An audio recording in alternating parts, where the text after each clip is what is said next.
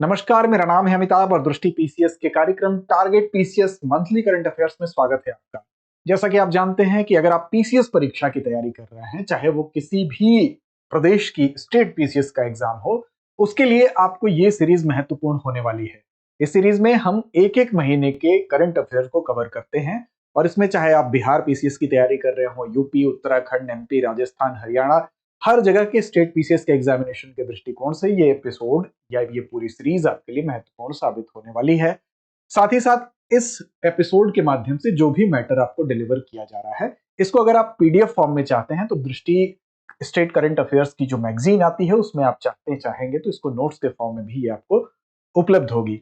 तो उसको आप उस तरीके से भी लेके पढ़ सकते हैं। और साथ साथ इस सीरीज के माध्यम से, इस एपिसोड के माध्यम से हम क्या करेंगे कि एक मंथ का कवर करेंगे और इस तरह से पूरी सीरीज अगर आप देखते हैं तो पिछले एक साल का करंट अफेयर्स आपका पूरी तरह से कवर होगा, जिसमें कि कोई भी महत्वपूर्ण खबर जो है वो हमारी कोशिश है कि आप तक पहुंच पाए, वो ना छूट पाए। साथ ही साथ आपको बता दें कि अगर आपने अभी तक पिछले एपिसोड को नहीं देखा है तो आप हमारी प्लेलिस्ट से जाकर उसको देख भी सकते हैं। तो चलिए शुरुआत करते हैं महत्वपूर्ण खबरों के साथ और देखते हैं कि आज का हमारा ये जो एपिसोड है उसमें किस मंथ को हम कवर करेंगे। तो आज के एपिसोड में हम फरवरी महीने को कवर करेंगे।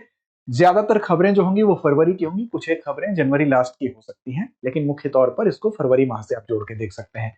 तो चलिए देखते हैं पहली खबर हमारी कौन सी है। तो पहला हमारा राष्ट्रीय घटनाक्रम के अंतर्गत सबसे पहले बात करेंगे आर्द्र भूमि मान्यता प्राप्त शहरों की वैश्विक सूची में भारतीय स्थल। अब आर्द्र भूमियों को लेकर जो भारतीय स्थल है उसी को लेकर ये खबर हमारी है। भारत के दो ऐसे स्थल हैं जिनको कि आर्द्र भूमि के अंतर्गत भारत के पहले मान्यता प्राप्त आर्द्र भूमि शहर के रूप में इनको मान्यता मिली है। अब ये मान्यता किसको दी जाती है? तो ये मान्यता उन शहरों को दी जाती है जो अपने आर्द्र भूमियों के संरक्षण को, स्थायी प्रबंधन को, उसको करने के प्रति प्रतिबद्ध होते हैं। अब देखिए यहाँ पर दो शहर कौन से हैं? तो दो शहर यहाँ पर इंदौर एक है जो कि मध्य प्रदेश का है और दूसरा शहर आपका उदयपुर है जो राजस्थान का है। इन दोनों शहरों को आर्द्र भूमि के संरक्षण के लिहाज से, चूंकि इन्होंने जो आर्द्र भूमि जो यहाँ की है, दोनों ही शहरों ने अपने यहाँ की आर्द्र भूमि के, हम कह सकते हैं, प्रबंधन में स्थायी प्रबंधन यानी कि पर्यावरण के लिहाज से जो प्रबंधन किया है उसके लिए इनको यहाँ पर पहले, भारत के पहले मान्यता प्राप्त आर्द्र भूमि शहर के रूप में इनको मान्यता मिली है, इसलिए यह महत्वपूर्ण हो जाता है। अब क्यों मिली है इनको ये मान्यता? तो आर्द्र भूमियों का संरक्षण और सतत प्रबंधन इन्होंने किया है और स्थानीय समुदायों की भागीदारी और जन जागरूकता भी यहाँ पर देखने को मिली है।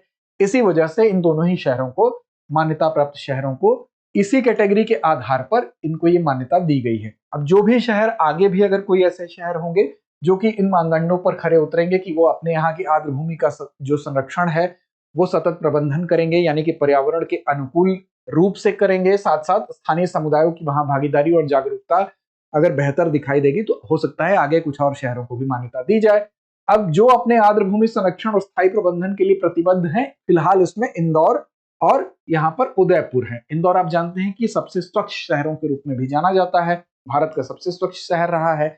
अब यहाँ पर कौन सी आर्द्र भूमि रही है? तो सिरपुर आर्द्र भूमि यहाँ पर रही है, जहां पर जल पक्षी समागम काफी होता है। यहाँ के जल में पक्षी आते हैं, इसकी वजह से यह जाना जाता है। और वहीं अगर उदयपुर की बात कर ले तो यहाँ पर 5 प्रमुख जो आर्द्र भूमियां हैं, जिसमें कि पिछोला, फतेह सागर, रंग सागर, स्वरूप सागर, दूध तलाई, ये झीलें हैं। ये सभी की सभी झीलों के नाम हैं। पिछोला झील आप जानते हैं, उसी तरह फतेह सागर, रंग सागर, स्वरूप सागर और दूध तलाई, ये झीलें शहर की संस्कृति पहचान का अभिन्न हिस्सा है। तो दोनों शहर का नाम आपको याद रखना है, इंदौर मध्य प्रदेश का, उदयपुर राजस्थान का।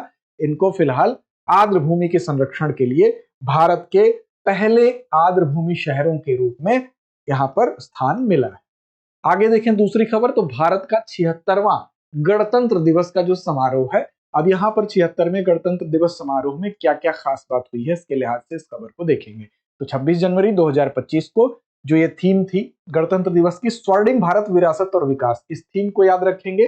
थीम क्या थी? स्वर्णिम भारत, विरासत और विकास। अब यहाँ पर मुख्य अतिथि की भी बात कर ले तो इंडोनेशिया के राष्ट्रपति जो थे उनको इस बार, सुप्रोबो बियांतो को इस बार मुख्य अतिथि के तौर पर आमंत्रित किया गया था। तो कौन थे? इंडोनेशिया के राष्ट्रपति सुप्रोबो बियांतो।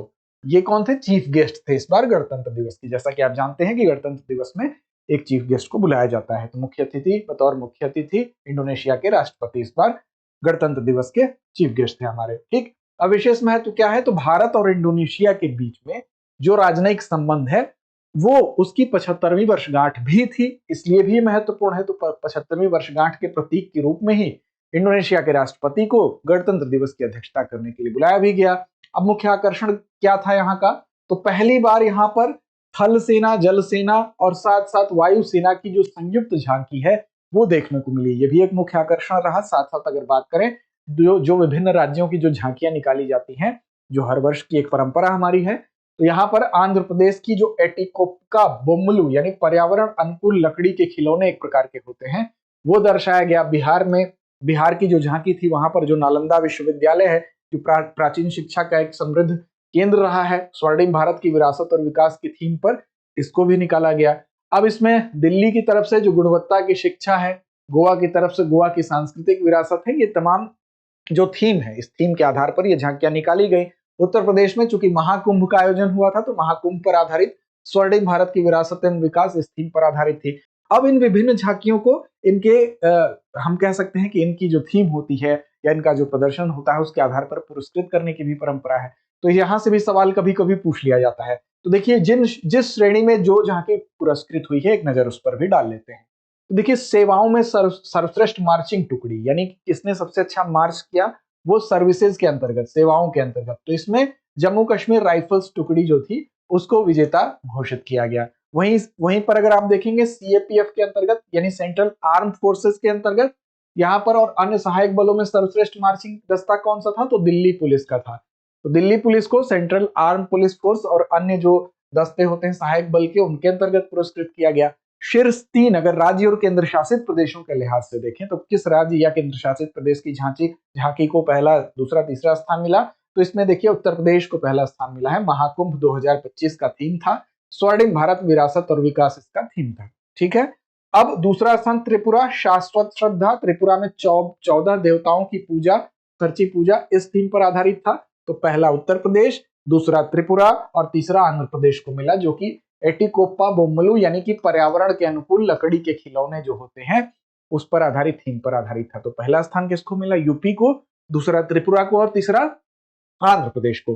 केंद्रीय मंत्रालय और विभागों की सर्वश्रेष्ठ झांकियों की बात करेंगे तो जनजातीय कार्य मंत्रालय की झांकी को गौरव वर्ष पर आधारित थीम थी।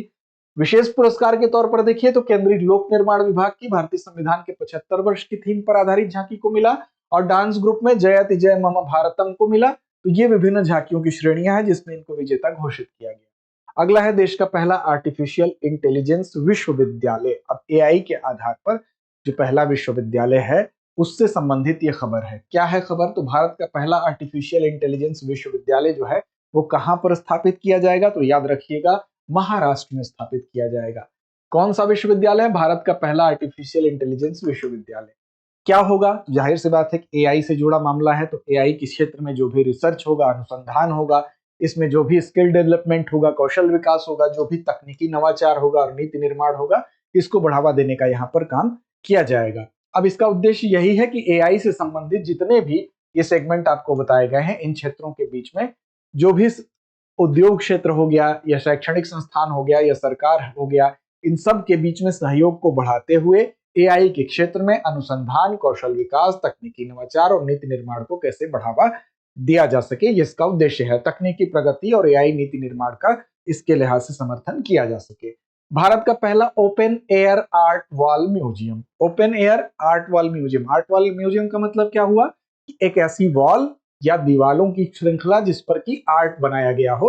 ओपन एयर का मतलब खुले हवा में ये दीवाल है। तो इसके लिए कौन सा स्थान चुना गया था, देखिए यहाँ पर आप देखेंगे केंद्रीय विज्ञान और प्रौद्योगिकी तथा पृथ्वी विज्ञान राज्य मंत्री जो थे डॉक्टर जितेंद्र सिंह, उन्होंने नई दिल्ली स्थित जो मौसम भवन है, तो मौसम भवन की दीवार का चयन किया गया। ठीक है, तो मौसम भवन की दीवार का चयन किस लिए किया गया है, open air art wall museum. यहाँ पर इसी की दीवार पर आर्ट बनाया गया है और उस आर्ट को बनाने के साथ साथ उसमें जो हमारे देश का आईएमडी है, भारतीय मौसम विज्ञान विभाग है, उसकी 150 वर्षों की जो ऐतिहासिक यात्रा है उसको चित्रों के माध्यम से, भित्ति चित्रों के माध्यम से, दीवार पर बनाए गए पेंटिंग्स के माध्यम से, 38 विशिष्ट भित्ति चित्र के माध्यम से इसको दर्शाया गया है आईएमडी की 150 वर्षों की यात्रा को। ठीक है, अब मौसम विज्ञान के विकास, पूर्वानुमान तकनीकी और समाज पर इसके प्रभाव को ये सारे भित्ति चित्र क्या करते हैं, रेखांकित करते हैं। तो याद रखिएगा, मौसम भवन को ही open air art wall museum के तौर पर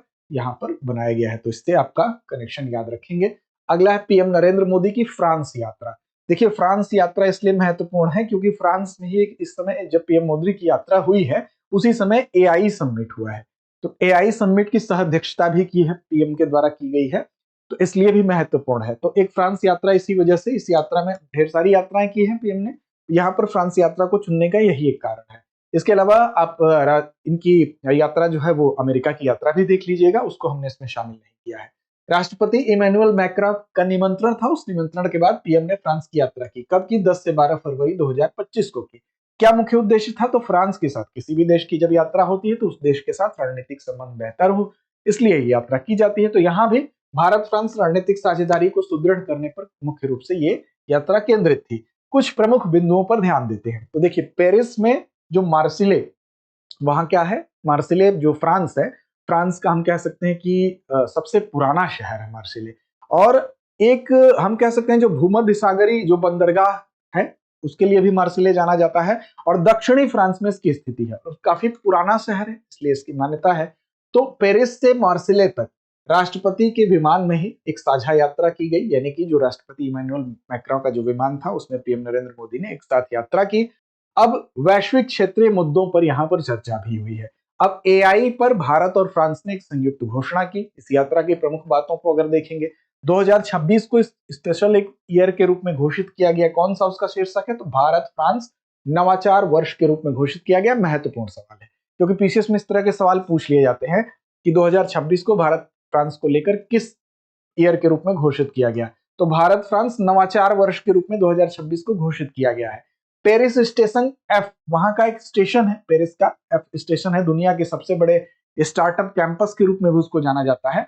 तो उस पेरिस के स्टार्टअप कैंपस में जो एफ स्टेशन है वहां पर 10 भारतीय स्टार्टअप्स को भी स्थान दिया जाएगा। तो ये भी एक महत्वपूर्ण यहाँ पर इस यात्रा के दौरान उपलब्धि कह सकते हैं। फिर 14वीं Bharat France CEO forum report आई, उसका स्वागत किया गया। सांस्कृतिक कल्चरल रिलेशन में मार्सिले में नया भारतीय वाणिज्यिक दूतावास का उद्घाटन हुआ। ये एक महत्वपूर्ण, ये भी एक सवाल महत्वपूर्ण है, याद रखिएगा। कहां पर पूछ लिया जाएगा कि नए भारतीय वाणिज्यिक दूतावास का उद्घाटन किया गया? तो मार्सिले में किया गया। मार्सिले फ्रांस का सबसे पुराना शहर, एक भूमध्य सागरीय बंदरगाह शहर भी है। रक्षा सहयोग में स्कॉर्पियन पनडुब्बी निर्माण में प्रगति, और फ्रांसीसी सेना को पिनाका जो मल्टी बैरल रॉकेट लॉन्च जो सिस्टम है उसमें रुचि के लिए आमंत्रित किया गया है। तो यहाँ पर रक्षा सहयोग की भी बात हुई। पेरिस एआई शिखर सम्मेलन 2025 में आपको पता ही है कि मोदी जी ने इमैनुअल मैक्रों के साथ उसकी सह अध्यक्षता की थी, तो इसलिए भी महत्वपूर्ण है। फिर दोनों देशों के द्वारा एक संयुक्त घोषणा भी की गई। वो संयुक्त घोषणा क्या है? तो inclusive and sustainable AI for people and planet, यानी कि लोगों के लिए और प्लेनेट के लिए एक ऐसा इंक्लूसिव और सस्टेनेबल एआई, इस थीम पर एक घोषणा की गई। 58 देशों ने, 58 देशों ने इस पर हस्ताक्षर किया, जिसमें कि भारत, चीन और यूरोपियन यूनियन ने भी हस्ताक्षर किया है। तो ये कुछ महत्वपूर्ण बिंदु थे। अगला हमारा शीर्षक है भारत अमेरिका ट्रस्ट पहल। तो याद रखिएगा, भारत और अमेरिका के बीच में ट्रस्ट पहल हुआ है। ट्रस्ट पहल किससे संबंधित है? सबसे पहले तो कोई भी इस तरह की न्यूज हो तो आप ये सीधा कनेक्ट करिए कि इसका संबंध किस चीज से है। तो जो क्रिटिकल मिनरल्स होते हैं, यानी कि दुर्लभ जो खनिज होते हैं, उन्हीं की पुनर्प्राप्ति और उनके प्रसंस्करण में सहयोग करने के लिए इस पहल को शुरू किया गया है। तो ट्रस्ट पहल का रिलेशन सीधे तौर पर किससे है? तो जो दुर्लभ खनिज होते हैं, तो याद रखिएगा दुर्लभ खनिज से इसका संबंध है। तो पहले तो सीधे तौर पर यही आप याद रखेंगे।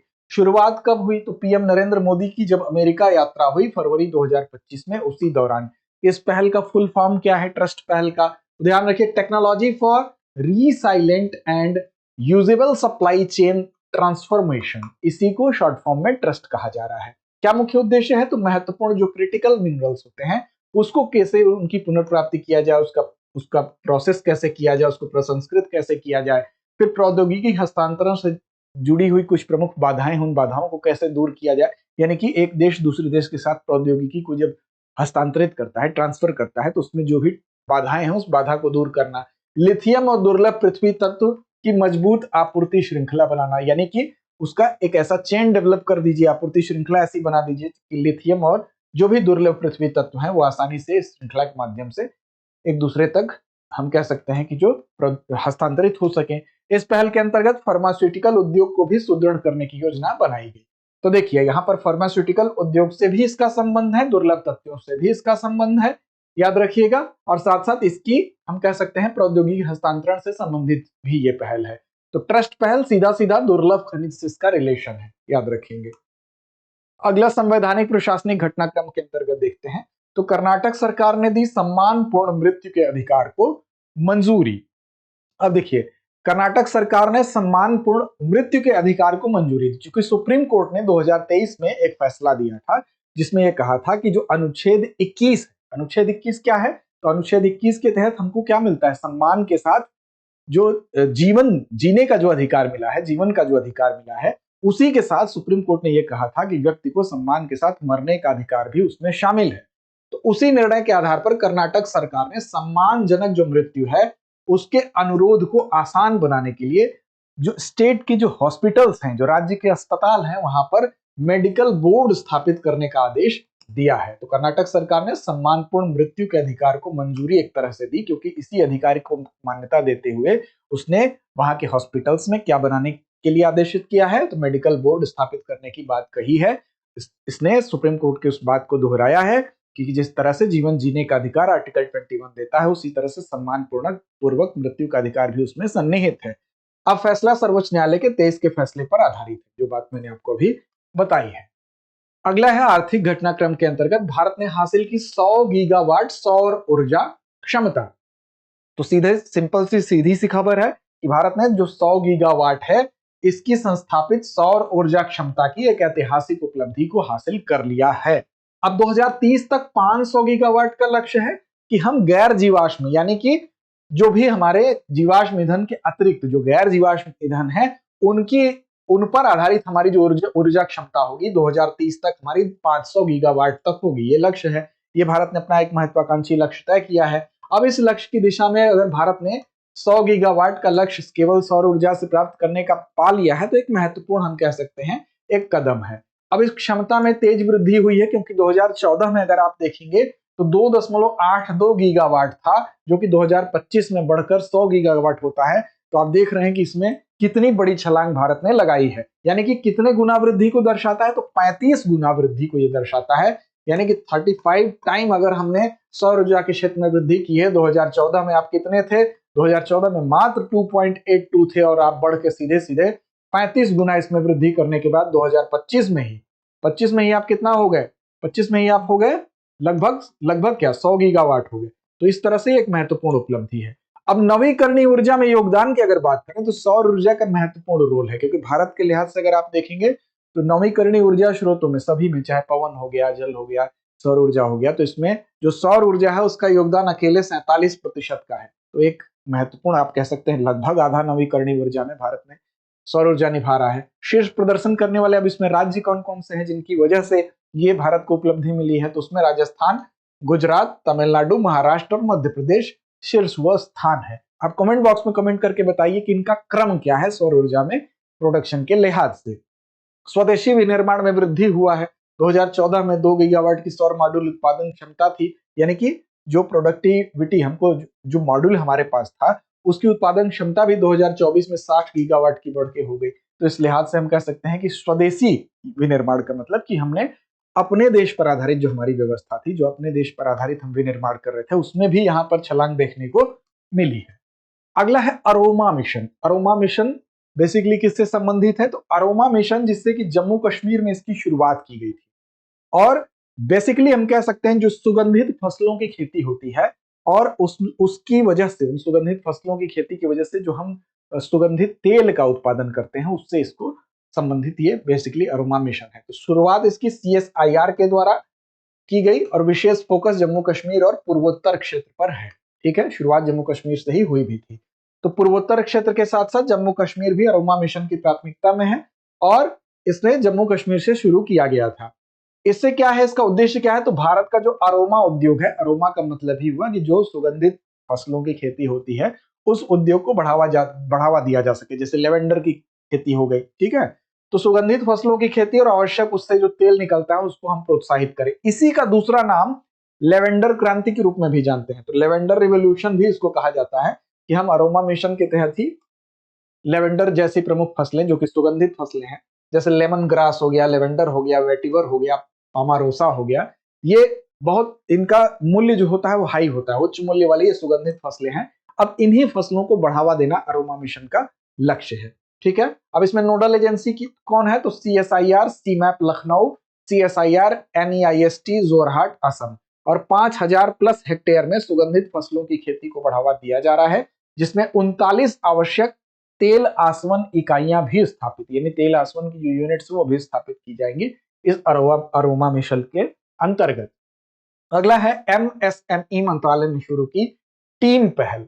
तो टीम पहल की बात अगर हम करेंगे, जब भी टीम की पहल की बात आएगी तो टीम पहल का लक्ष्य क्या है, 5 लाख MSME को डिजिटल रूप से इंटीग्रेट करना या एकीकृत करना। सीधी सी बात यह है, तो 5 लाख जो MSME हैं, ठीक है, उसको क्या करना है, उसको इंटीग्रेट करना है। अब शुरुआत इसकी किसने की है, तो MSME मंत्रालय भारत सरकार ने की है। और साझेदारी की बात करें तो ONDC यानी open network for digital commerce के साथ इसकी साझेदारी है। ठीक है, और क्या लक्ष्य है, मैंने शुरू में ही बताया कि लक्ष्य इसका 5 लाख MSME को डिजिटल रूप से इंटीग्रेटेड करना यानी एकीकृत करना है। विशेष रूप से जो महिला उद्यमी है, SC/ST समुदाय पर इसका विशेष फोकस रहेगा। और मुख्य विशेषता क्या है कि MSME को ONDC नेटवर्क से जोड़ दिया जाए। ONDC नेटवर्क का मतलब open network for digital commerce के साथ इसको जोड़ दिया जाए। अब इसमें सुविधा क्या होगी, डिजिटल स्टोर फ्रंट हो जाएगा, एकीकृत भुगतान प्रणाली से जुड़ जाएगा, लॉजिस्टिक में भी सहायता मिलेगी, 150 प्लस कार्यशालाएं इसके लिए आयोजित की जाएंगी। टियर 2 और टियर 3 शहरों में इसको फिलहाल इसके लिए प्रस्तावित है, शुरू किया जाएगा। आयकर विधेयक 2025 से संबंधित हमारी अगली खबर है। अब देखिए, आयकर विधेयक जो है 2025, हालांकि अब ये वर्तमान में अगर बात करें तो ये विधेयक अब अधिनियम बन गया है। जब राष्ट्रपति की राष्ट्रपति के हस्ताक्षर हो जाते हैं तो यह अधिनियम बन जाता है। तो लोकसभा में पारित होने से संबंधित ये फरवरी माह की खबर है। फिर उसके बाद ये बाद में क्या हुआ था, राज्यसभा से भी हो गया, मतलब संसद से पारित होने के बाद राष्ट्रपति का हस्ताक्षर भी हो गया, यह अधिनियम भी बन गया। और ये कब से लागू हो जाएगा, तो ये 1 अप्रैल 2026 से लागू भी हो जाएगा। उद्देश्य क्या है इसका, तो उद्देश्य यही है कि 1961 का जो आयकर अधिनियम था उसको प्रतिस्थापित कर देना, और जो टैक्स हमारा सिस्टम है, जो कर प्रणाली है, उसको सरल बना देना है। तो इसमें कुछ बहुत ऐसी चीजें हैं जो अब फिलहाल तो यहाँ पर ये आयकर विधेयक के रूप में आपको दिखाई दे रहा है, लेकिन अब यह अधिनियम बन चुका है। तो 13 फरवरी को लोकसभा से ये उस वक्त जो है पारित हुआ था, वित्त मंत्री निर्मला सीतारमण ने उसको प्रस्तुत किया। उद्देश्य यही था कि 1961 का जो आयकर अधिनियम है उसको प्रतिस्थापित कर जाना, जिससे कि हमारी टैक्स प्रणाली जो है, कर प्रणाली है, पारदर्शी बने, प्रभावी बने। अब इसकी समीक्षा है तो संसदीय प्रवर समिति को भेजा गया। फिर इसमें बदलाव कुछ थे, क्या क्या बदलाव है, तो इसमें जैसे टैक्स ईयर जो है इसका कॉन्सेप्ट लाया गया है। पहले इस नए शब्द को अपनाया गया, पहले जो असेसमेंट ईयर होता था, इसके अलावा प्रीवियस ईयर होता था, तो इसमें कंफ्यूजन होता था। तो इस कॉन्सेप्ट को समाप्त करके टैक्स ईयर आ गया। संरचना और स्वरूप की बात करें तो इसमें धाराएं कुल मिलाकर 536, पहले 298 धाराएं थी, अब 536 धाराएं हैं। अनुसूचियां 16 है, पहले 14 अनुसूचियां थी। अब इसमें बेसिकली उद्देश्य यह है कि जो इस आयकर अधिनियम के माध्यम से, जो अब अधिनियम बन गया है, विधेयक में जो बात कही गई थी कि जो भी हमारी कर प्रणाली है उसको बहुत सरल बनाया जाए, चाहे टैक्स भरने वाले को भी आसानी हो और उस चीज को, उसमें पारदर्शिता हो कि उसको समझना भी आसान हो, नियम इतना जटिल ना हो कि उसकी व्याख्या के चक्कर में टैक्सेशन जो है वो बार बार कोर्ट के पास जाए, इसलिए इसको आसान बनाना इसका उद्देश्य था। अगला है विज्ञान प्रौद्योगिकी एवं रक्षा प्रतिरक्षा से जुड़ा है, LID 568 ब्लैक होल। तो ये जाहिर सी बात है, आप सीधे तौर पर यही उठा के पूछ लेगा कि LID 568 क्या है, तो ये क्या है, LID 568 ब्लैक होल है, इससे जुड़ी खबर है। अब नासा के जेम्स वेब स्पेस टेलीस्कोप और चंद्रा एक्सरे वेधशाला के माध्यम से LID 568 जो है ये ब्लैक होल है, इसका अध्ययन किया गया। अब इस ब्लैक होल की अध्ययन क्या किया गया, इसकी खोज की गई। तो इस लिहाज से अब कौन खोज किया, ये भी प्रश्न पूछा जा सकता है। तो नासा के जेम्स वेब स्पेस टेलीस्कोप और चंद्रा एक्सरे वेधशाला के माध्यम से LID 568 जो ब्लैक होल है उसकी खोज की गई। अब ये एक ऐसी आकाशगंगा में स्थित है जहां पर तारों का निर्माण बहुत अल्पतम होता है, जो संभवतः इसके शक्तिशाली बहिर्प्रवाह के कारण होता है। फिलहाल आपसे यही पूछा जा सकता है सीधे तौर पर, LID 568 क्या है, तो ये एक ब्लैक होल है और इसको नासा के जेम्स वेब टेलीस्कोप और चंद्रा एक्सरे वेधशाला के माध्यम से खोजा गया है। युद्ध क्षेत्र निगरानी प्रणाली संजय, जैसा कि नाम से स्पष्ट है कि युद्ध क्षेत्र निगरानी प्रणाली है, मतलब कि युद्ध क्षेत्र में अगर हमारी सीमाओं पर से कोई अटैक हो रहा है तो उसी की निगरानी के लिए ये एक प्रणाली है जिसको कि विकसित किया जा रहा है। इसका नाम क्या दिया गया है? संजय। आप जानते हैं कि महाभारत में एक पात्र थे संजय, जो कि दूर की चीजों को देखकर बता देते थे। उसी से प्रेरित ये नाम है कि ये निगरानी प्रणाली क्या करेगा? दूर हवाई युद्ध क्षेत्र या संचार से, इस तरह से जमीनी और हवाई युद्ध क्षेत्र के संचार से इस तरह से कनेक्ट होगा कि विभिन्न स्रोतों से डेटा को कलेक्ट करेगा, डेटा को एकत्र करेगा, उसका सत्यापन करेगा, उसको वेरीफाई करेगा, और उसके बाद जो सीमा पर हमारी निगरानी है उसको मुस्तैद करेगा। किसी भी तरह के घुसपैठ को, चाहे वो जमीन से हो चाहे वायु मार्ग से हो, उसको ये पकड़ लेगा और साथ ही साथ उसकी प्रतिक्रिया भी करने के लिए होगा। तो फिलहाल ये क्या है? ये युद्ध क्षेत्र निगरानी प्रणाली है संजय। संजय क्या है? युद्ध क्षेत्र निगरानी प्रणाली है। इस तरह से आपसे सवाल बनेगा। शुभारंभ रक्षा मंत्री राजनाथ सिंह ने साउथ ब्लॉक दिल्ली में किया। इसका उद्देश्य यही है कि सभी जमीनी और हवाई युद्ध क्षेत्र सेंसर से सूचना का एकत्रीकरण, अब इसमें सेंसर्स ढेर सारे लगे होंगे, उससे सूचना या डेटा को कलेक्ट किया जाएगा। विभिन्न स्रोतों से डेटा कलेक्ट करके उसको वेरीफाई करेंगे। युद्ध क्षेत्र की निगरानी हेतु सुरक्षित सेना डेटा नेटवर्क सैटेलाइट संचार का उपयोग होगा। अब केंद्रीकृत वेब एप्लीकेशन से कमांड और सेना मुख्यालय को जानकारी। अब यहाँ पर सेंटर, हम कह सकते हैं सेंट्रलाइज एक वेब एप्लीकेशन होगा, और उस एप्लीकेशन को जहां जहां वो एप्लीकेशन होगा, इस पर सेना कमांड या कमांड के माध्यम से सेना और मुख्यालय को तुरंत उसके माध्यम से जानकारी मिल जाएगी। कोई खतरा अगर सीमा पार से आ रहा है तो तुरंत ये जानकारी उस एप्लीकेशन के माध्यम से फैल जाएगी। अब इसमें कार्यप्रणाली जो होगी उसमें अत्याधुनिक सेंसर का इस्तेमाल किया जाएगा और एनालिटिक्स से लैस होगा, यानी कि जो सेंसर के माध्यम से सूचना होगी उसको एनालिटिक्स के माध्यम से वेरीफाई किया जाएगा, एनालिसिस करके कि ये सूचना वास्तव में कोई आक्रमण ही है, कोई और चीज है, उसको ये जस्टिफाई कर लेगा। लंबी सीमाओं की निगरानी करेगा, घुसपैठ रोकेगा, सटीक आकलन करेगा। तो युद्ध क्षेत्र की निगरानी प्रणाली है संजय।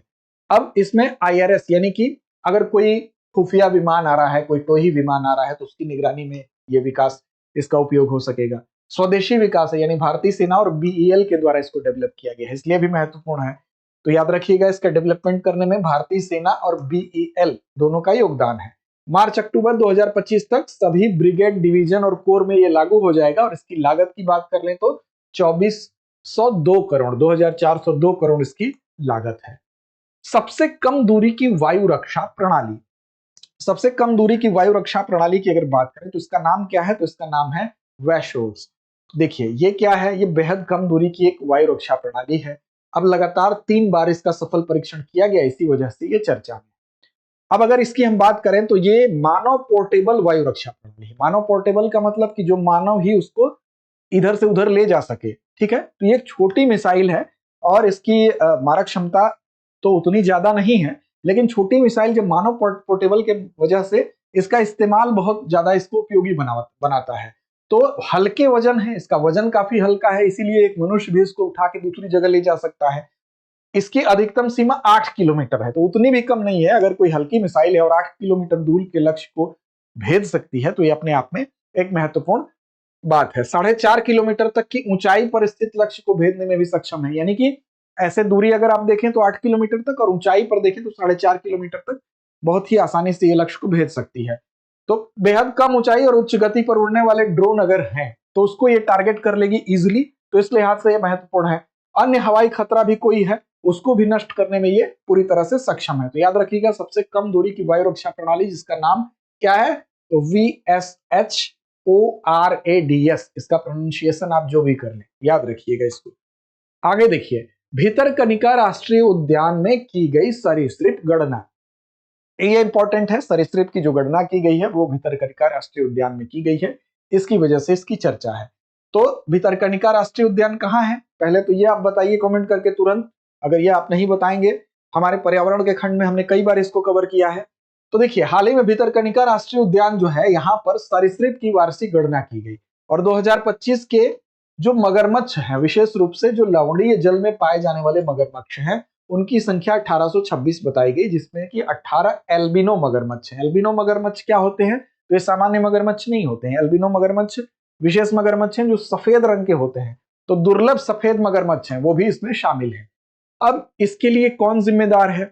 इस उत्साहजनक संख्या के लिए कौन जिम्मेदार है? तो इसके लिए मगरमच्छ संरक्षण परियोजना, जिसकी शुरुआत 1975 में ही हो गई थी। तो याद रखिएगा, 1975 में ओडिशा के भितरकनिका राष्ट्रीय उद्यान से ही इस मगरमच्छ परियोजना की शुरुआत हुई थी, और इसका उद्देश्य ही था कि जो भारत में पाए जाने वाले मगर हूं, मगर भी क्या है, मगरमच्छ का ही एक प्रकार है, घड़ियाल हूं या लवड़ी जल के जो मगरमच्छ हो गए, अब इनका संरक्षण करना। 23 प्रकार के जो मगरमच्छ होते हैं उसमें खारे जल वाला जो मगरमच्छ होता है, लवड़ी जल का जो मगरमच्छ होता है, उसका आकार सबसे विशाल होता है। ठीक है, भारत में इस तरह से आप देखें तो घड़ियाल भी पाए जाते हैं, मगर भी पाए जाते हैं।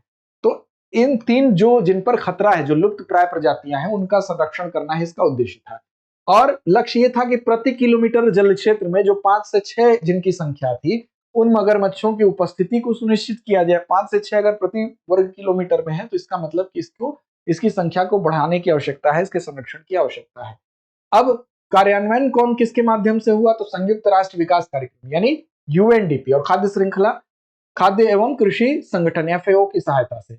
भितरकनिका राष्ट्रीय उद्यान ओडिशा में स्थित है और सुंदरबन के बाद भारत का दूसरा सबसे बड़ा मैंग्रोव पारिस्थितिक तंत्र भी है। फिर अगली खबर हमारी है अंतरराष्ट्रीय बिग कैट अलायंस से संबंधित है। क्या है यह खबर, तो अंतरराष्ट्रीय बिग कैट अलायंस, आप जानते हैं कि जो बड़ी बिल्लियां होती हैं, अंतरराष्ट्रीय बिग कैट अलायंस उसी से संबंधित है, उनके संरक्षण से। तो भारत के प्रधानमंत्री नरेंद्र मोदी ने 9 अप्रैल 2023 को ही इसको शुरू किया था। इंटरनेशनल बिग कैट अलायंस की शुरुआत 9 अप्रैल 2023 को ही शुरू हुई थी, लेकिन आधिकारिक रूप से हम कह सकते हैं कि जो लागू हुआ है, 2000 प्रभावी हुआ है 2025 से हुआ है। कब से, 23 जनवरी 2025 से। अब इस पर कई देश और भी हैं जो कि इस संगठन में शामिल होने पर सहमत हो गए हैं। कुछ देश ऐसे हैं जिन्होंने इसकी सदस्यता को औपचारिक रूप भी दे दिया है। तो देखिए, भारत है, निकारागुआ है, एस्वातिनी है, सोमालिया है, लाइबेरिया है, ये 5 देशों ने क्या किया है, अनुच्छेद 8(1) के तहत रूपरेखा समझौता जो है उसकी पुष्टि करके अपनी सदस्यता को औपचारिक रूप दे दिया है। अब 27 अन्य देश ऐसे भी हैं जो कि इस संगठन में शामिल होने के लिए सहमत भी हो गए हैं। आईबीसीए क्या है, तो एक अंतरराष्ट्रीय मंच है। किससे संबंधित है, तो इंटरनेशनल बिग कैट अलायंस है, यानी कि बड़ी बिल्लियों की घटती आबादी को कैसे रोका जाए, उनको प्राकृतिक आवासों में कैसे उनका पुनरुद्धार हो सके, इससे संबंधित है। 7 प्रमुख बड़ी बिल्लियों में कौन शामिल है, तो बाघ इसमें शामिल है, शेर शामिल है, जगुआर है, तेंदुआ है, हिम तेंदुआ है, इसके अलावा चीता और प्यूमा। तो ये याद रखिएगा, ये इसमें शामिल जो बिग कैट्स हैं उनके नाम है। अगला है गुजरात का पहला जैव विविधता विरासत स्थल। देखिए, कहीं का जो पहला होता है तो वो महत्वपूर्ण अपने आप हो जाता है। तो गुजरात का पहला जैव विविधता विरासत स्थल गुजरात जैव विविधता बोर्ड ने कच्छ जिले में, किस जिले में है, कच्छ जिले में, गुनेरी गांव, दोनों देखिए ये याद रखना है आपको, कच्छ जिले में है, गुनेरी गांव स्थित है। अंतरदेशीय मैंग्रोव गुनेरी को क्या घोषित किया है, राज्य का पहला जैव विविधता विरासत स्थल। किसको घोषित किया है, अंतरदेशीय मैंग्रोव गुनेरी को। अब देखिए ये क्यों महत्वपूर्ण है, तो दुर्लभ मैंग्रोव पारिस्थितिक तंत्र को संरक्षित करने के उद्देश्य से। अब ये जो है ये कैसी जगह पर स्थित है, ये आपको ध्यान देना है। मैंग्रोव आप जानते हैं कि समुद्रों में पाए जाने वाली एक मैंग्रोव जो है समुद्री पारिस्थितिक तंत्र का हिस्सा है, लेकिन ये ऐसी जगह पर स्थित है, थोड़ा सा इसकी स्थिति विशेष है। क्यों, क्योंकि गैर ज्वारीय, मतलब जहां पर टाइडल सिचुएशन नहीं है, गैर ज्वारीय वातावरण में ये डेवलप हुआ है, इसीलिए ये महत्वपूर्ण है। विशेष तौर पर जो अंतरदेशीय मैंग्रोव गुनेरी है, ये ज्वारीय प्रभाव यहाँ पर नहीं देखने को मिलता है, ज्वारीय प्रभाव से मुक्त है। ये अरब सागर से 45 किलोमीटर दूर स्थित है और ज्वारीय जल के प्रभाव से पूरी तरह से स्वतंत्र है, इसीलिए इसको विशेष तौर पर महत्व आप इसका देखेंगे। कच्छ जिले में स्थित है, गुनेरी गांव में स्थित है, अंतरदेशीय गुनेरी मैंग्रोव गुनेरी है। यहां भी मैंग्रोव है, लेकिन ये डायरेक्ट हम कह सकते हैं समुद्र में ना होकर समुद्र से 45 किलोमीटर अरब सागर से दूर है, इसलिए यहाँ पर टाइड्स का प्रभाव नहीं है। तो अब इसी की वजह से क्या हुआ है, इसी की वजह से गुजरात के पहले जैव विविधता विरासत स्थल के रूप में इसको घोषित किया गया है, तो ये महत्वपूर्ण हो जाता है। अब कुछ संक्षिप्तियां हैं, जिन संक्षिप्तियों में पहला नाम ग्रुप कैप्टन शुभांशु शुक्ला, जो काफी चर्चा में रहे। क्यों चर्चा में रहे, तो एक मिशन गया अंतरिक्ष में, उस मिशन की वजह से यह चर्चा में रहे। कौन सा मिशन था, तो आप याद रखेंगे, अंतरराष्ट्रीय अंतरिक्ष स्टेशन की यात्रा करने वाले पहले भारतीय बने। कैसे, तो वर्ष 2025 में एक निजी मिशन के थ्रू अंतरराष्ट्रीय अंतरिक्ष स्टेशन की यात्रा करने वाले पहले भारतीय बने। नाम क्या था, कैप्टन शुभांशु शुक्ला। अब ये मिशन जो था उसका नाम था एक्सियोम 4 मिशन, और ये काफी चर्चित रहा मिशन। तो एक्सियोम 4 मिशन, जिसका की नेतृत्व जो है पेगी विल्सन ने किया था, और उसमें बतौर पायलट के रूप में शुभांशु शुक्ला जो है इसमें शरीक हुए। अब नासा और इसरो का ये संयुक्त उद्यम एक्सियोम मिशन जो था, एक्सियोम 4 के हिस्से के रूप में ये यात्रा किया, इसी वजह से इनकी चर्चा रही। अगला है डॉक्टर राजगोपाल चिदम्बरम, इनका निधन हुआ इस वजह से इनकी चर्चा है। अब इनका निधन क्यों महत्वपूर्ण है, तो इनकी उपलब्धियों पर एक नजर आप डालेंगे तो पता चलेगा, क्योंकि ये प्रख्यात भौतिक विज्ञानी थे, फिजिक्स के साइंटिस्ट थे और परमाणु ऊर्जा आयोग के पहले अध्यक्ष भी रह चुके थे। भारत के परमाणु ऊर्जा जो कार्यक्रम है उसमें इनका अहम योगदान रह चुका था। 1967 में, वर्ष 1967 में नाभिकीय विखंडन और पदार्थ विज्ञान को उन्नत बनाने के लिए इन्होंने प्लूटोनियम का एक समीकरण डेवलप किया था। ठीक है, इसकी वजह से भी एक समीकरण था, उसको हल किया था, ये काफी चर्चा में रहे। भारत में देशज रूप से जो सुपर कंप्यूटर है उसके डेवलपमेंट में भी आपका योगदान था राजगोपाल चिदम्बरम जी का। तो हम कह सकते हैं स्वदेशी रूप से, देशज रूप से जो सुपर कंप्यूटर का डेवलपमेंट है उसके लिहाज से भी आप काफी अहम योगदान रहा। साथ ही साथ भारत का जो स्माइल बुद्धा 1974 का जो ऑपरेशन शक्ति जो रहा 1998 का परमाणु परीक्षण, इसमें भी आपका योगदान था। और इनको पद्मश्री 1975 में, पद्म विभूषण 1999 में मिल चुका था। इतनी उपलब्धियों के साथ इनका निधन हुआ, जिसकी वजह से राजगोपाल चिदम्बरम से संबंधित ये सारे कथन परीक्षा में आपको कथन के रूप में आ सकते हैं। अगला, Gyanesh Kumar chief election commissioner, तो अगले मुख्य चुनाव आयुक्त के रूप में नियुक्त हुए, तो इस वजह से इनकी चर्चा रही। निर्वाचन आयोग के सदस्यों की नियुक्ति से जुड़े नए कानून के बाद, देखिए निर्वाचन आयोग के सदस्यों के लिए जो नए कानून बने हैं उस नए कानून के बाद से पहले मुख्य चुनाव आयुक्त के रूप में आपकी नियुक्ति हुई है, इसलिए आप इसमें महत्वपूर्ण हो जाते हैं। एक प्रश्न के रूप में आपसे प्रश्न पूछा जा सकता है। कार्यकाल कब तक रहेगा, तो 26 जनवरी 2029 तक। और कौन से क्रम के हैं, तो 26वें मुख्य निर्वाचन आयुक्त आप बने हैं। रेखा गुप्ता जी चर्चा में रही, क्योंकि सुषमा स्वराज, शीला दीक्षित और आतिशी जी के बाद आप चौथी दिल्ली की महिला मुख्यमंत्री के तौर पर आपने पदभार ग्रहण किया।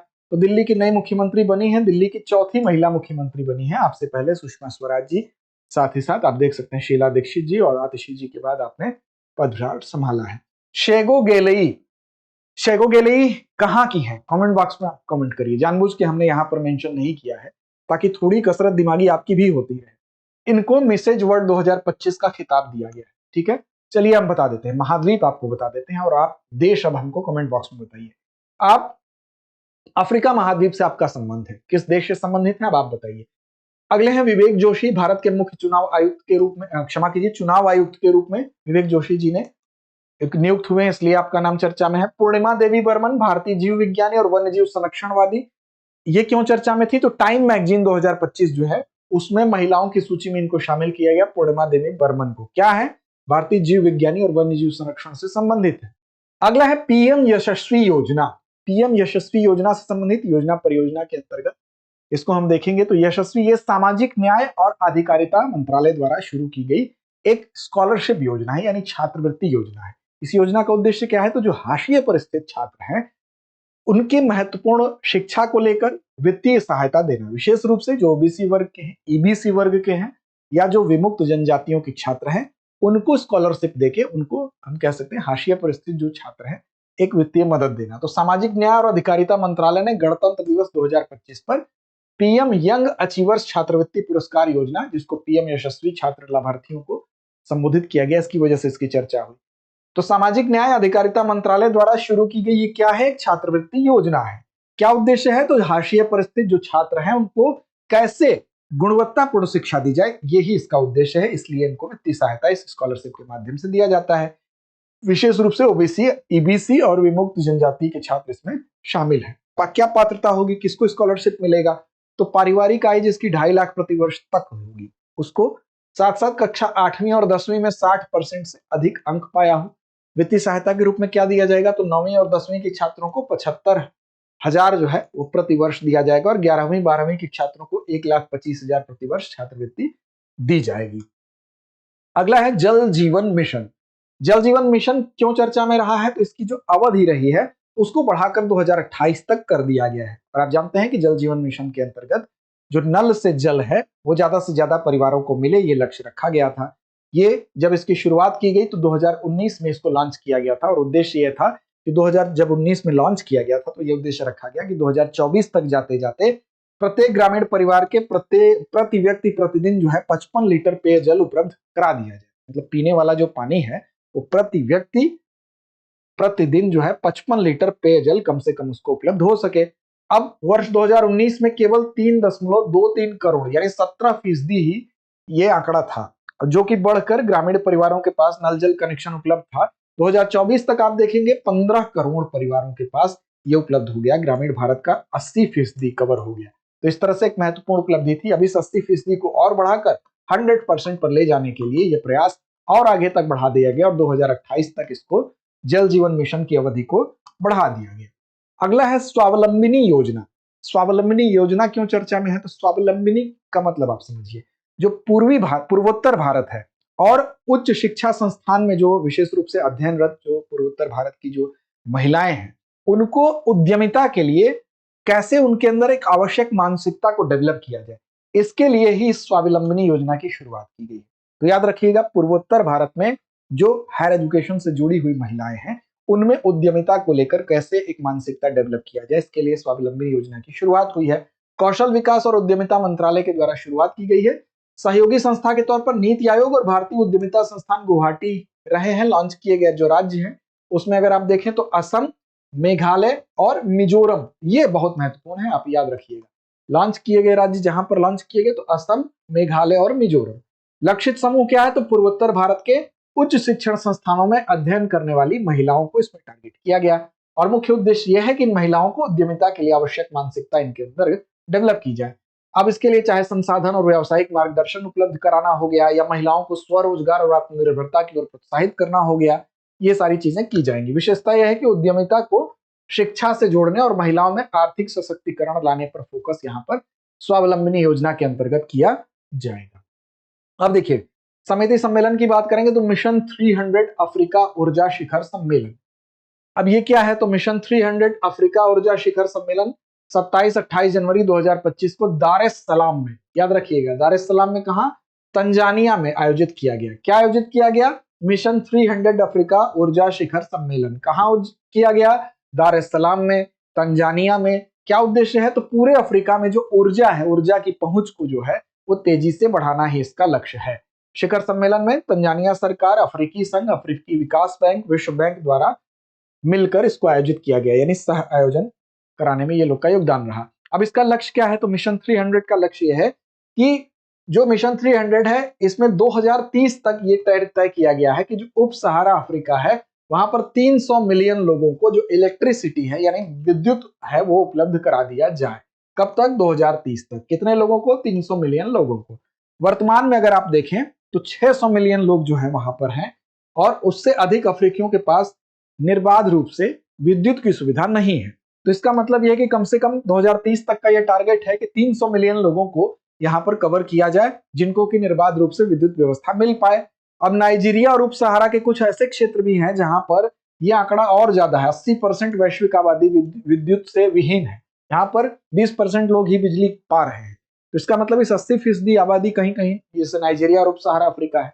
तो इसी को ध्यान में रखते हुए मिशन 300 का लक्ष्य रखा गया है। कब तक? तो 2030 तक, यानी कि 300 मिलियन। मिशन 300 का मतलब 300 मिलियन लोगों को बिजली व्यवस्था मिले पूरी तरह से। ठीक है, अगला हमारा है पहला रायसीना मध्य पूर्व सम्मेलन 2025। पहला है तो महत्वपूर्ण है।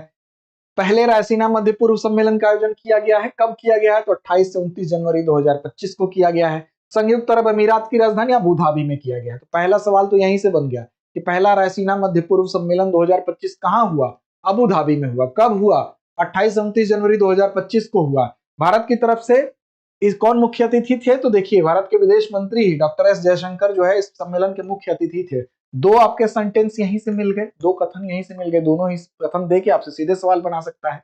क्षेत्रीय, इसमें उद्देश्य यह है कि क्षेत्रीय जो नीति निर्माता है, पॉलिसी मेकर्स हैं, शिक्षाविद हैं, मीडिया और निजी क्षेत्र के जुड़े लोग हैं, इन सबको एक जगह एक मंच पर इकट्ठा करना, एक मंच पर लाना, और ताकि मध्य पूर्व की जो रणनीतिक भूमिका है और जो वैश्विक एकीकरण है उस पर एक साथ चर्चा हो सके। बिम्स्टेक युवा शिखर सम्मेलन। अब देखिए, गुजरात के गांधीनगर में, सीधा सीधा सवाल, सीधा सीधा पीसीएस ने ऐसे ही उठा के पूछेगा, बिम्स्टेक युवा शिखर सम्मेलन कहाँ हुआ? तो गुजरात में। कहाँ हुआ? गुजरात के दे देगा अहमदाबाद में हुआ। यह कथन आपका क्या होगा? गलत हो जाएगा, क्योंकि गुजरात के गांधीनगर में हुआ। पहली बार बिम्स्टेक युवा शिखर सम्मेलन 2025 का आयोजन हुआ। दूसरा कथन दे देगा कि दूसरी बार बिम्स्टेक युवा शिखर सम्मेलन का आयोजन हुआ। तो गलत होगा, कौथी बार हुआ? पहली बार हुआ। 7 से 11 फरवरी 2025 को कौशल विकास, उद्यमिता और क्षेत्रीय सहयोग को प्राथमिकता देना। क्या केंद्रीय विषय था? तो केंद्रीय विषय आपको याद रखना है, युवाओं के माध्यम से बिम्स्टेक देशों के बीच सहयोग और संपर्क को बढ़ावा देना। ये इसका केंद्रीय विषय है। बिम्स्टेक युवा शिखर सम्मेलन 2025 का केंद्रीय विषय यही है, युवाओं के माध्यम से बिम्स्टेक देशों के बीच में सहयोग और संपर्क को बढ़ावा देना। बिम्स्टेक की 108 बिलियन जनसंख्या जो है उसमें 60% से अधिक क्या है, युवा है। इस लिहाज से बिम्स्टेक की अगर 1.8 बिलियन में आप देखें तो 60% अगर युवा है तो इसका मतलब कितने कितने लोग युवा हैं, कमेंट करके बताइए। तो चलिए, यूनानी चिकित्सा पर अंतरराष्ट्रीय सम्मेलन। देखिए, यूनानी चिकित्सा पर अंतरराष्ट्रीय सम्मेलन की बात यहां पर हो रही है। दरअसल यूनानी चिकित्सा की अगर बात करेंगे तो इसकी उत्पत्ति कहां हुई थी, यूनान यानी ग्रीस में हुई थी। ठीक है, अब उस जो ये प्राचीन चिकित्सा पद्धति है इसमें अरब तथा फारसी विद्वानों के द्वारा इसे अब लोकप्रिय बाद में बना दिया गया। ठीक है, उत्पत्ति जरूर वहां हुई लेकिन अरब और फारसी जो लोग थे, जो विद्वान थे, वो इसको लोकप्रिय बनाने में उनका योगदान है। अब इसका सिद्धांत क्या होता है, तो इसका सिद्धांत यह कि शरीर जो है वो 4 द्रव्यों से मिलकर बना है। उन 4 द्रव्यों में क्या होता है, तो कफ, पीला पित्त, काला पित्त और इन्हीं के संतुलन पर आधारित होता है। रक्त, कफ, पीला पित्त और काला पित्त, इसी पर आधारित ये यूनानी जो पद्धति है वो होती है। तो इसी यूनानी पद्धति पर चिकित्सा पर एक अंतरराष्ट्रीय सम्मेलन हुआ है, केंद्रीय यूनानी चिकित्सा अनुसंधान परिषद के द्वारा। ठीक है, यूनानी चिकित्सा पर एक अंतरराष्ट्रीय सम्मेलन का उद्घाटन किसने किया, इसलिए भी महत्वपूर्ण है, तो राष्ट्रपति द्रौपदी मुर्मू ने किया, यूनानी दिवस के अवसर पर किया। एकीकृत स्वास्थ्य समाधानों हेतु यूनानी चिकित्सा में नवाचार आगे की राह, इस विषय पर इस टीम पर किया गया। यूनानी चिकित्सा के क्षेत्र में कैसे नवाचार को बढ़ाया जाए, एकीकृत स्वास्थ्य समाधान पर ध्यान केंद्रित करने के लिए ही यूनानी चिकित्सा पर अंतरराष्ट्रीय सम्मेलन का आयोजन किया गया, याद रखिएगा। अगला है वित्तीय स्वास्थ्य सूचकांक यानी FHI। अब नीति आयोग के द्वारा वित्तीय स्वास्थ्य सूचकांक की यहां पर बात हो रही है, तो नीति आयोग के द्वारा वित्तीय स्वास्थ्य सूचकांक नामक एक वार्षिक रिपोर्ट लॉन्च की गई।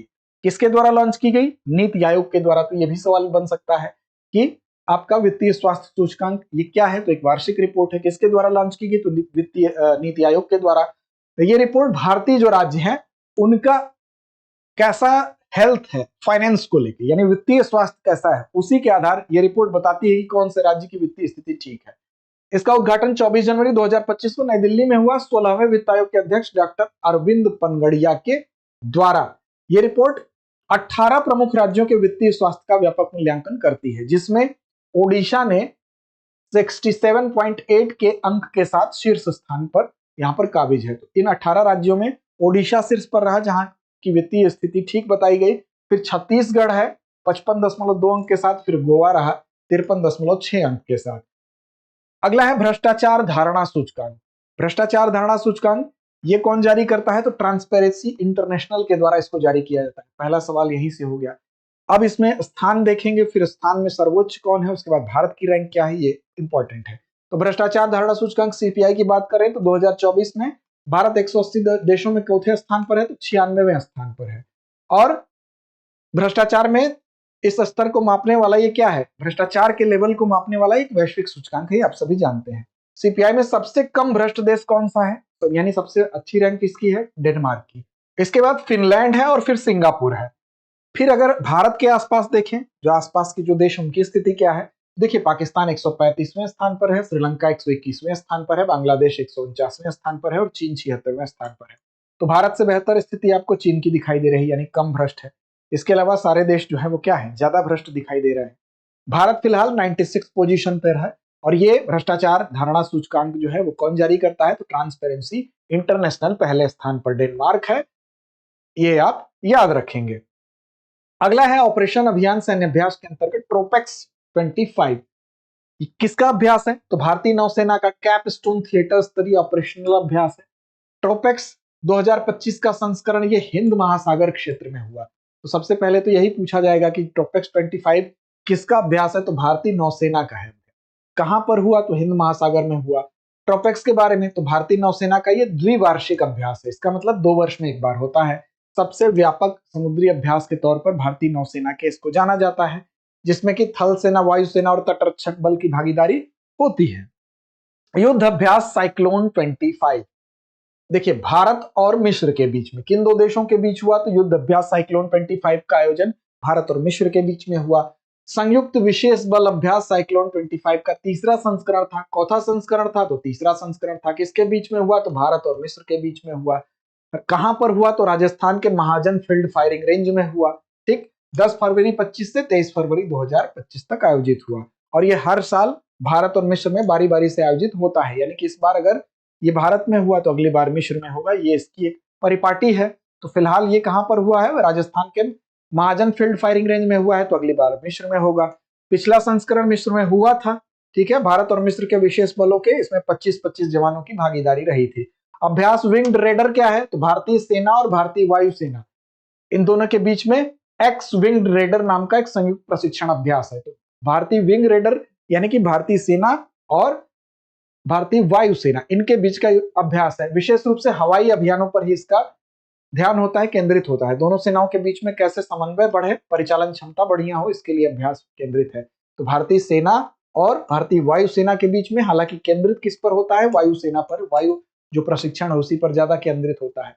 अभ्यास विंड रेंडर का संबंध है। अभ्यास कोमोडो 2025, तो देखिए ये एक बहुपक्षीय अभ्यास है, इसमें कई लोग हिस्सा लेते हैं। इंडोनेशिया में आयोजित हुआ था अभ्यास कोमोडो 2025, एक प्रमुख बहुपक्षीय नौसैनिक अभ्यास है। प्रकृति जरूर याद रखिएगा कि किस प्रकार का अभ्यास है, नौसैनिक अभ्यास है, वायुसेना का अभ्यास है। तो भारतीय नौसेना भारत की तरफ से INS शार्दुल और P-181 जो है लंबी दूरी के समुद्री निगरानी विमान सक्रिय रूप से इसमें भाग लिए हैं। प्राथमिक लक्ष्य में मित्र देशों के बीच में समुद्री सहयोग कैसे बढ़े, ये इसका लक्ष्य था। इसमें चाहे वो आपदा में राहत देना हो या देशों के बीच में सेनाओं में कैसे कोऑर्डिनेशन बेहतर हो सके, मानवीय सहायता कैसे बढ़िया से दी जा सके, तो 30 से ज्यादा देशों ने इसमें भाग लिया था। और थीम क्या थी? शांति और स्थिरता के लिए समुद्री साझेदारी। तो याद रखिएगा, शांति और स्थिरता के लिए समुद्री साझेदारी इसकी थीम थी। 30 से ज्यादा देश ने भाग लिया। क्या नाम है इस अभ्यास का? तो अभ्यास का नाम अभ्यास कोमोडो 2025। कहाँ आयोजित हुआ? इंडोनेशिया में आयोजित हुआ। कुछ चर्चित पुस्तकें हैं, इनको देख ले। तो Indian renaissance the Modi decade, संपादक इसके डॉक्टर ऐश्वर्या पंडित, जो कि 2014 से 24 तक पीएम मोदी के नेतृत्व में जो भारत की राजनीतिक, आर्थिक, सामाजिक, सांस्कृतिक परिवर्तन रहे हैं उसका विश्लेषण करती है ये पुस्तक।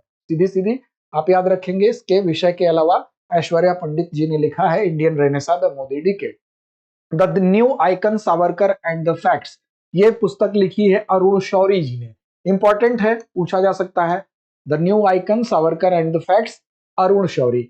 जो वी डी सावरकर है उनके विवादास्पद एक विरासत रही है, उस विवादास्पद विरासत का एक गहन विश्लेषण करती हुई ये पुस्तक है।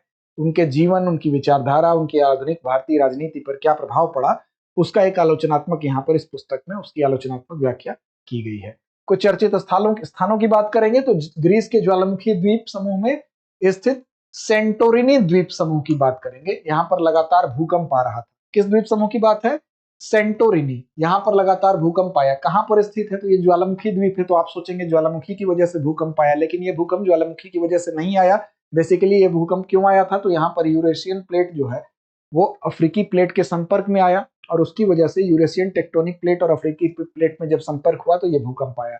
इन भूकंपों की उत्पत्ति ज्वालामुखी गतिविधि के कारण नहीं हुई थी। तो ये आप ध्यान रखेंगे। हो सकता है ये देख के और सीधे सीधे पूछ ले कि ये भूकंप की उत्पत्ति का कारण क्या था। तो मुख्य भूमि से 200 किलोमीटर दक्षिण पूर्व में ये स्थित है और इस द्वीप को एजियन सागर में ये स्थित है। सेंटोरिनी द्वीप दक्षिणी एजियन सागर में मुख्य भूमि से 200 किलोमीटर दक्षिण पूर्व में इसकी स्थिति है और ये दक्षिणी साइक्लेड्स द्वीप का एक हिस्सा है, एक पार्ट है, जिसमें लगभग 2200 यूनानी द्वीप शामिल हैं। कुछ पुरस्कार सम्मानों पर नजर डालते हैं तो गृह मंत्रालय ने 2025 के लिए पद्म पुरस्कार विजेता के नामों घोषणा की है, जिसमें कि कुल 139 पद्म पुरस्कार हैं, जिसमें कि 7 पद्म विभूषण है, सबसे बड़ा यही होता है। उसके बाद पद्म भूषण होता है जो 19 है। उसके बाद 113 पद्मश्री पुरस्कार दिया गया है, जिसमें कि 23 महिलाओं को पद्म पुरस्कार मिले हैं। तो याद रखिएगा। कुछ विदेशी NRI समूह के अंतर्गत बात करेंगे तो 10 व्यक्ति इसमें भी हैं। 13 ऐसे व्यक्ति हैं जिनको मरणोपरांत ये पुरस्कार मिला है। तो ये श्रेणियां याद रखिएगा। महिलाएं विशेष रूप से 23, मरणोपरांत 13 लोगों को मिला है। तो 23-13 एक सीक्वेंस से याद रहेगा। 7 पद्म विभूषण, 19 पद्म भूषण, 113 पद्मश्री। अब देखिए इसमें कुछ नाम है यहाँ पर जो अंकित है, यहाँ पर आप देख सकते हैं 2025 के पद्म विभूषण विजेताओं के नाम है। दुव्वूर नागेश्वर रेड्डी दवा के क्षेत्र में तेलंगाना से संबंधित हैं। न्यायमूर्ति सेवानिवृत्त जगदीश सिंह खेहर सार्वजनिक मामलों से चंडीगढ़ से संबंध है। कुमुदनी रजनीकांत लाखिया कला क्षेत्र में गुजरात। लक्ष्मी नारायण सुब्रमण्यम कला क्षेत्र से कर्नाटक। MT वासुदेवन नायर मरणोपरांत मिला है साहित्य शिक्षा केरल। ओसामू सुजुकी मरणोपरांत व्यापार उद्योग जापान। शारदा सिन्हा मरणोपरांत कला बिहार से। तो इन लोगों को पद्म विभूषण दिया गया है। आगे देखिए, सुभाष चंद्र बोस आपदा प्रबंधन पुरस्कार। अब ये किसको मिला है? तो भारत की एक संस्था इनकोइस को मिला है, यानी कि भारतीय राष्ट्रीय महासागर सूचना के सेवा केंद्र जो है इनकोइस, उसको मिला है। क्या मिला है? सुभाष चंद्र बोस आपदा प्रबंधन पुरस्कार। नाम से स्पष्ट है कि आपदा प्रबंधन के क्षेत्र में यह दिया गया है, और सुभाष चंद्र बोस जी के जो उनकी जयंती है उसी दिन, सुभाष चंद्र बोस की जयंती पर ही इस पुरस्कार को दिया जाता है। तो 23 जनवरी को ही नेताजी सुभाष चंद्र बोस की जयंती पर पूरा इस पुरस्कार को दिया गया। 51 लाख रुपए इसकी राशि नकद दी जाती है, प्रमाण पत्र दिया जाता है, और 5 लाख रुपए और प्रमाण पत्र व्यक्ति के लिए मिलता है। ठीक है। अब इनकोइस की स्थापना कब हुई थी? तो 1999 में हैदराबाद तेलंगाना में की गई। भारत की आपदा प्रबंधन रणनीति का ये काम करता है, उसी का ये हिस्सा है, और समुद्र से संबंधित जो खतरे हैं उनके लिए शुरुआती चेतावनी देने का काम कौन करता है? इनकोइस करता है। तो आप याद रखेंगे, सुभाष चंद्र बोस आपदा प्रबंधन पुरस्कार इनकोइस को मिला है, जो कि 1999 में स्टैब्लिश हुआ था। साहित्य अकादमी पुरस्कार 2024, तो दिवंगत चमन अरोड़ा को, किसको मिला है साहित्य अकादमी? चमन अरोड़ा। कौन सी पुस्तक है? तो एक होर अश्वत्थामा। एक होर अश्वत्थामा के लिए दिया गया, डोगरी कृति है, यानी डोगरी भाषा से इसका संबंध है। एक उत्कीर्ण ताम्र पट्टिका, साथ साथ इसमें 1 लाख रुपए की पुरस्कार राशि दिवंगत लेखक को दिया गया। अब लेखक दिवंगत थे, इसलिए उनके परिवार के सदस्य या नामित व्यक्ति इसको पुरस्कार को ग्रहण किए। खेल घटनाक्रम को देखें तो 38वां राष्ट्रीय खेल पुरस्कार 2025। अब इसमें 28 जनवरी से 14 फरवरी तक हुआ। कहां पर हुआ? उत्तराखंड में। सबसे पहला सवाल कि 38वां राष्ट्रीय खेल पुरस्कार हुआ कहां? उत्तराखंड राज्य में हुआ है। कितने खेल इसमें थे? तो याद रखेंगे 35 विभिन्न खेल इसमें शामिल थे। थीम क्या थी? तो थीम ग्रीन गेम्स इसकी थीम थी, इसकी अवधारणा पर ही आधारित था, जिससे कि पर्यावरण संरक्षण को बढ़ावा दिया जा सके। साथ ही शुभंकर मौली क्या है? तो शुभंकर मौली उत्तराखंड राज्य पक्षी हिमालयी मोनाल से प्रेरित है, तो मौली इसका क्या था? शुभंकर था। अब इसमें 38वें राष्ट्रीय खेल में पदक तालिका आप देख लें तो सर्विसेज स्पोर्ट्स कंट्रोल बोर्ड जो है उसने सबसे ज्यादा पहले पायदान पर है, 68 स्वर्ण के साथ साथ कुल 121 पदक जीते थे। फिर दूसरे स्थान पर महाराष्ट्र है, इसने पदक तो 201 जीते, लेकिन स्वर्ण के हिसाब से चूंकि स्थान निर्धारित होता है तो 54 स्वर्ण जीते। हरियाणा तीसरे स्थान पर 48 स्वर्ण जीता है, कुल 153 पदक जीता है। कर्नाटक 34, इसी तरह से मध्य प्रदेश, फिर तमिलनाडु। तो पहले स्थान पर सर्विसेज, दूसरे पे महाराष्ट्र, तीसरे पे हरियाणा, याद रखेंगे आप। अगला ऑस्ट्रेलियन ओपन 2025 का खिताब। काफी दिलचस्प मुकाबला यह चल रहा था, जिसमें कि कयास लगाए जा रहे थे लोगों के जीतने के। तो यहाँ पर जैनिक सिनर जो इटली के हैं वो जीत गए, और ये काफी युवा है। जर्मनी के अलेक्जेंडर ज्वेरेव को इन्होंने हरा दिया था, और लगातार दूसरी बार चैंपियन बनने का गौरव भी हासिल किया। अब सिनर जिम जो थे 1992-93 के बाद अगर आप देखेंगे तो सबसे कम उम्र में ये जो थे सिनर जिम जो थे, उनके बाद जैनिक सिनर जो है लगातार ऑस्ट्रेलियन ओपन खिताब जीतने वाले खिलाड़ी बने हैं।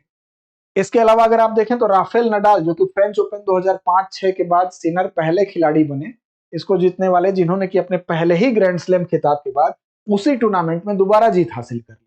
तो ऐसा पहले राफेल नडाल के बाद ये बने हैं जैनिक सिनर जो कि इटली के हैं। याद रखिएगा किसको हराए हैं? तो अलेक्जेंडर ज्वेरेव को इन्होंने पराजित किया जो जर्मनी के हैं। भारतीय ग्रैंड मास्टर इनियान पनीरसेल्वम ने क्या किया? इन्होंने तो मलेशिया में आयोजित 9वें जोहोर अंतरराष्ट्रीय ओपन शतरंज टूर्नामेंट में खिताबी जीत हासिल कर ली। तो मलेशिया में इन्होंने खिताबी जीत हासिल कर ली भारतीय ग्रैंड मास्टर इनियान पनीरसेल्वम ने। अगला है आईसीसी महिला one day cricketer of the year. बहुत महत्वपूर्ण सवाल है, आईसीसी महिला one day cricketer of the year ये कौन बनी है? तो भारतीय क्रिकेट टीम की ही स्मृति मंधाना, जो कि वर्ष 2024 के लिए ये प्रतिष्ठित पुरस्कार हासिल की है। अगला है विविध के अंतर्गत गुलियन बैरे सिंड्रोम और बीबीई। तो देखिए गुलियन बैरे सिंड्रोम जो है ये काफी चर्चा में था।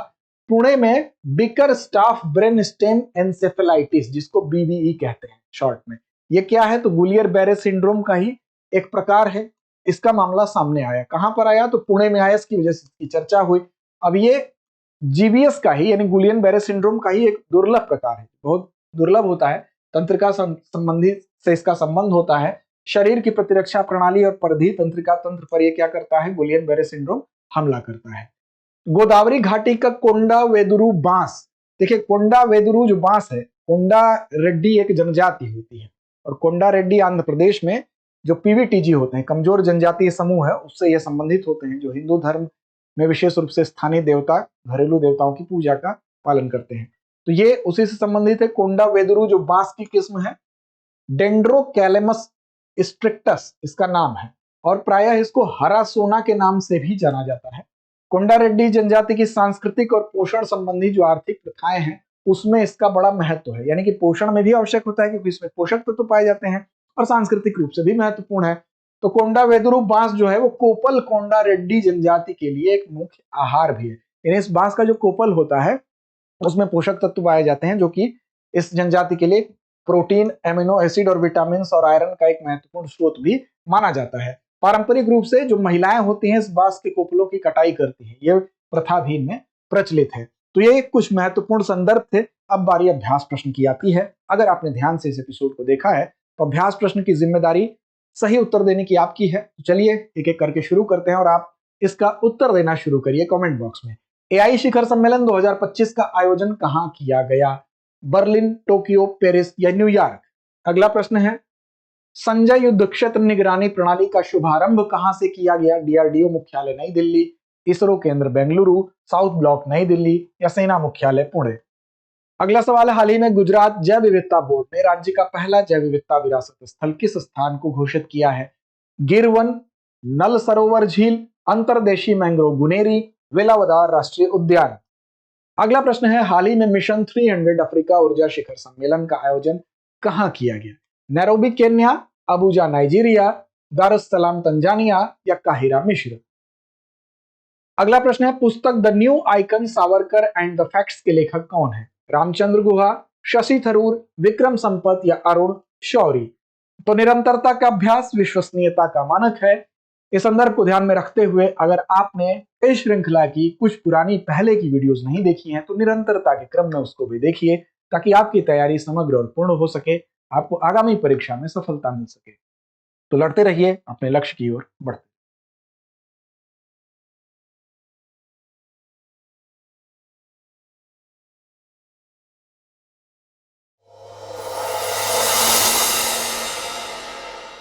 अब एग्जाम की तैयारी को और बेहतर करने के लिए हमारे चैनल को लाइक, शेयर और सब्सक्राइब करना ना भूलें।